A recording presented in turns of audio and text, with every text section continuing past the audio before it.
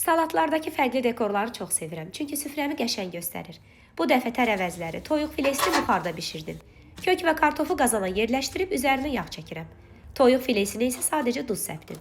Qazanın suyuna isə xəfif bir aromat versin deyə istiot qarışımları tökdüm. Bu üsulla file quru deyil, yumşaq alınır. Tam soyudub tərəvəzləri sürtkəcdən keçirirəm. Toyuq filesini isə blenderləyirəm, üzərinə qoz əlavə etdim.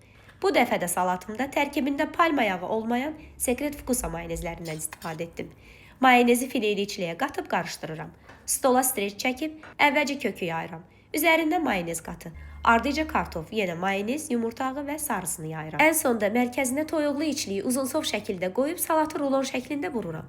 2-3 saat soyuducuda saxlayıram. Bildirçin yumurtalarını qaynadıb sarısını çıxarıb boşluğa qırmızı kürə əlavə eləyirəm.